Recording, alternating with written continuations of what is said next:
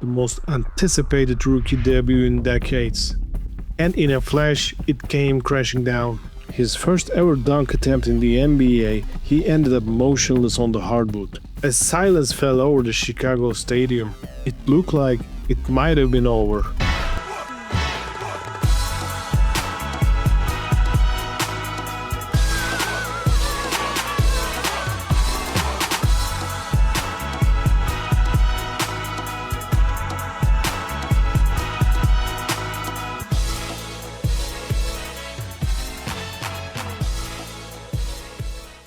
In 1984, the Chicago Bulls heralded the arrival of a sensational rookie from North Carolina, Michael Jordan. He quickly captivated audiences and showed potential that rivaled the legendary Julius Erving. Despite the team's significant need for a center, general manager Rod Thorne recognized Jordan's unparalleled potential and seized the opportunity to draft him. Jordan joined a roster that included young talents such as Orlando Woodridge, Quinton Daly and Sidney Green, as well as the veteran center Caldwell Jones. It is amazing how one draft decision can change the entire course of the franchise. Rod Thorne took a huge risk, but it clearly paid off. Jordan's team-first attitude was evident from the start, intent on blending in and uplifting his team rather than overshadowing them. During the preseason, the Bulls showcased significant improvement. He dazzled with an average of 22.3 points and 5.3 rebounds. Despite the array of rookies stepping on the court, it was Michael Jordan, celebrated as an Olympic hero, who garnered the most attention during the preseason. The Chicago Bulls, coming off a season where they missed the playoffs, showed promise as they entered the exhibition games, finishing with a record of 5-2. By the time he had played in 6 exhibition games, Jordan's statistics were nothing short of remarkable. The regular season commenced with heightened anticipation, and the Bulls faced the Washington Bullets in a game that would serve as Jordan's official introduction to the NBA. They started to call Michael Mr. Jordan in Chicago. Crowd was packed. Everyone is super excited. The buzz surrounding Jordan had reached fever pitch with fans and media alike eager to see if he could live up the immense hype. As the anticipation for his debut game grew, Jordan shared, "The mix of excitement and nerves is tangible. People have high expectations, but I need to remember that it is not possible to meet every single one.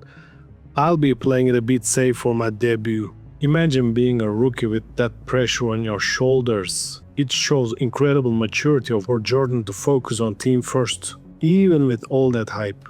The extensive attention showered on this standout from North Carolina took Jordan by surprise. He reflected that the NBA is brimming with stars from Larry Bird to Dr. J to Isaiah. Sheer scale of attention of a rookie like me is getting surreal. Yet, as the nation's heartthrob potentially becomes Chicago's most treasured, Jordan's perspective remains grounded. He said, "Titles and labels aren't my focus. Let's prioritize winning."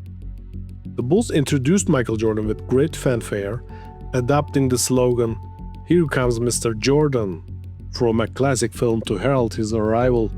Just a season after being celebrated as the College Player of the Year, he seized the opportunity to showcase his extraordinary talents in his inaugural NBA game in October 1984. The Bullets' starring Bruce brothers, Rick Mahorn and Jeff Ruland, stood menacingly at 6'10" and 240 pounds. Their arrival promised a game where nice ties would be cast aside for a fierce competition. However, the game also offered a moment of anxiety as Jordan found himself on the ground motionless. With 1:19 remaining in the second quarter, after a tense 30 seconds, he was back on his feet and ready to rejoin the action. Even in moments of vulnerability, such as when he was sent sprawling by Jeff Ruland's elbow and hip, Jordan remained the focal point. His resilience and determination to ensure all his faculties were intact before arising were indicative of his commitment to the game. This could have been one of the best dunks in Michael Jordan's career, but it almost ended up as a nightmare. And Nikola Jokic looking like fellow named Jeff Ruland. He was an all-star though. He almost ended Michael's career in this play. And in the 80s, these type of fouls were completely normal, completely natural type of plays. Mike felt he's okay and he's standing up, and you see Jeff Rulon high-fiving Michael, pointing that he's okay.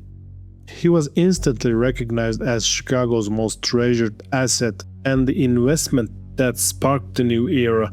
After just 10 seconds, he was back on his feet, shrugging off the pain and the intimidation and ready to re-enter the fight.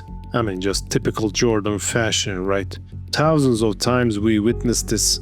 Despite experiencing first-game jitters and less than stellar shooting performance, Jordan's impact was undeniable. He contributed 16 points and 7 assists. Jordan himself reflected on the game with a mature perspective, recognizing the learning curve, but also acknowledging his ability to impact the game beyond scoring.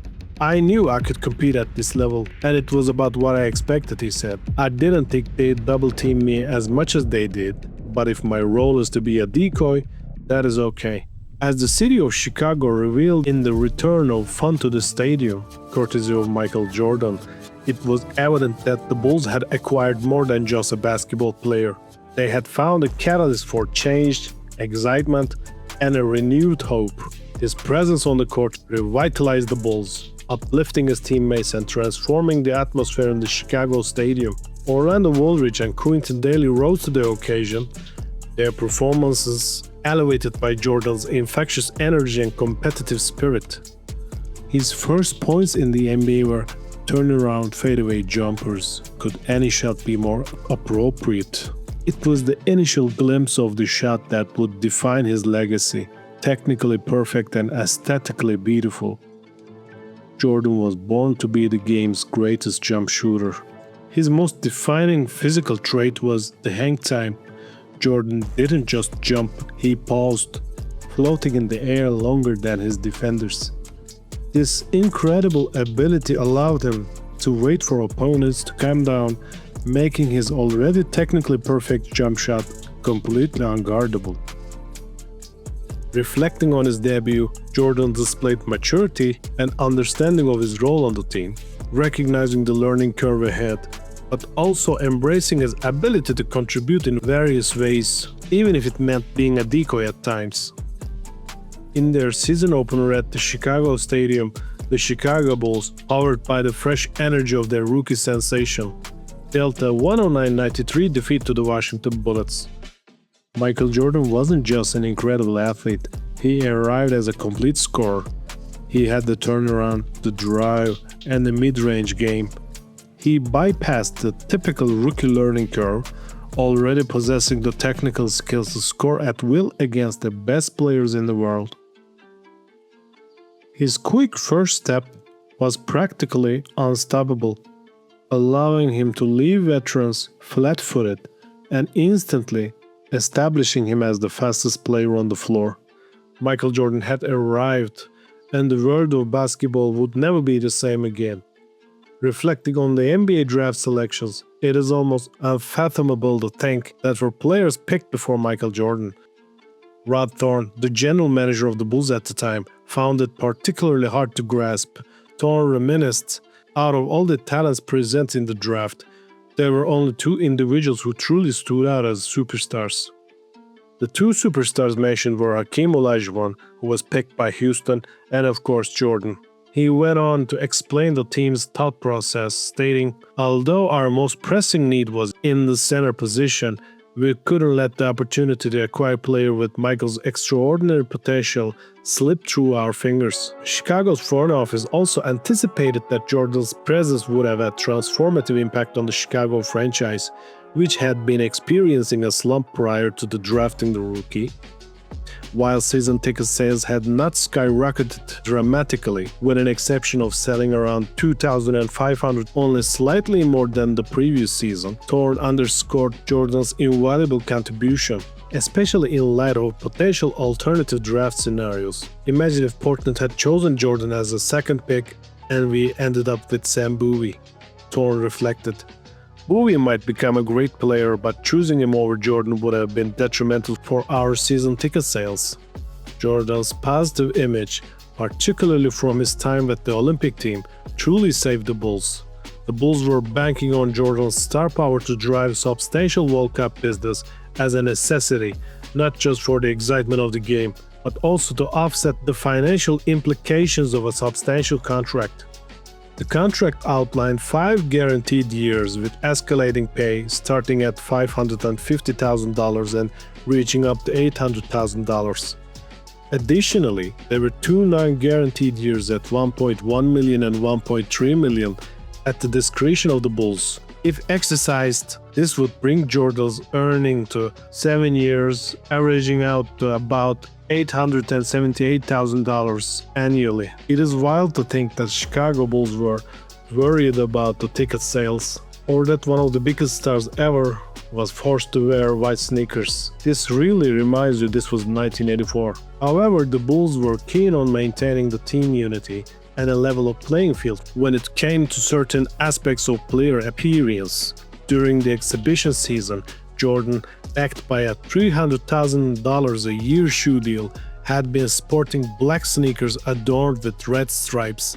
Before his signature Air Jordan model, Nike A-Ships, Torn addressed this, stating, "If we permit him to wear black sneakers, it opens the door for others to want different colors as well, and that is something we cannot accommodate." He continued, "Starting from the regular season, Michael will be wearing white sneakers just like the rest of the team."